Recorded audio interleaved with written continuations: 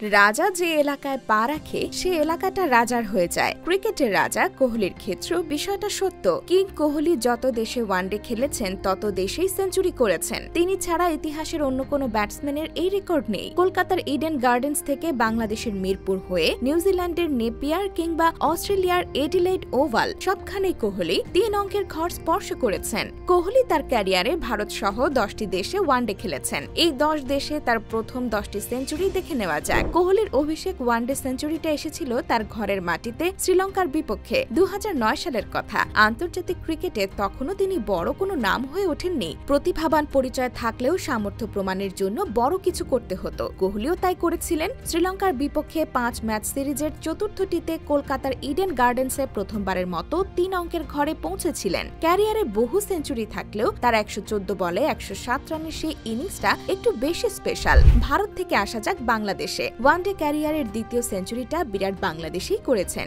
ঘটনাটি 2010 সালের। বাংলাদেশ, ভারত ও শ্রীলঙ্কার মধ্যকার ত্রিদেশীয় সিরিজ চলছে। সিরিজের ষষ্ঠ ম্যাচে মিরপুরে বাংলাদেশের বিপক্ষে 102 রানের অপরাজিত এক ইনিংস খেলেন কোহলি। ওই ইনিংসের পর লাল সবুজের দেশে এসে আরও বেশ কিছু সেঞ্চুরি পেয়েছেন তিনি, যার মধ্যে ক্যারিয়ার সেরা 183 রান তো রয়েছেই। সেটা তিনি খেলেছিলেন পাকিস্তানের বিপক্ষে 2012 সালে এশিয়া কাপে।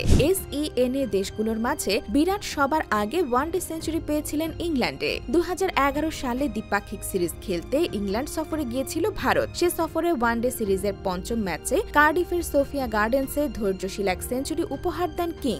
অস্ট্রেলিয়ার মাটিতে কোহলি প্রথম ওয়ানডে সেঞ্চুরি দেখা পেয়েছিলেন 2012 সালে। তবে সেটা স্বাগতিক অস্ট্রেলিয়ার বিপক্ষে নয়, শ্রীলঙ্কার বিপক্ষে। অস্ট্রেলিয়া, শ্রীলঙ্কা ও ভারতের মধ্যকার ত্রিদেশীয় সিরিজের 11তম ম্যাচে বিরাটের ব্যাটে ভর করে শ্রীলঙ্কাকে হারিয়েছিল ভারত। তিনি খেলেছিলেন 86 বলে 133 রানের তাণ্ডবীয় এক ইনিংস। দ্বীপ দেশ শ্রীলঙ্কায় গিয়ে তিনি প্রথম সেঞ্চুরি পেয়েছিলেন 2012 সালে। স্বাগতিকদের বিপক্ষে 5 ম্যাচ সিরিজের প্রথমটিতে হাম্বানটোটায় মালিঙ্গা ও কুলাসাকারাদের উপর ঝড় বইয়ে দিয়েছিলেন বিরাট। 113 বলে 106 রান করে ভারতকে জিতিয়েছিলেন, হয়েছিলেন ম্যান অব দ্য ম্যাচ। ক্যারিবীয় তথা ওয়েস্ট ইন্ডিজে কোহলির প্রথম ওয়ানডে সেঞ্চুরিটা 2013 সালে। সে বছর উইন্ডিজদের বিপক্ষে দ্বিপাক্ষিক সিরিজের একটি ম্যাচে কুইন্স পার্কে 102 রান করে ব্যাট উঁচিয়ে ধরেছিলেন তিনি। অন্য অনেক দেশের মতো জিম্বাবুয়েতে খুব বেশি ওয়ানডে ম্যাচ খেলার সুযোগ পাননি বিরাট, তবে অল্প সুযোগে স্পর্শ করেছেন 3 অঙ্কের ঘর। 2013 সালে জিম্বাবুয়ের হারারে স্পোর্টস ক্লাব মাঠে স্বাগতিকদের বিপক্ষে 115 রানের নান্দনিক এক ইনিংস খেলেছিলেন তিনি।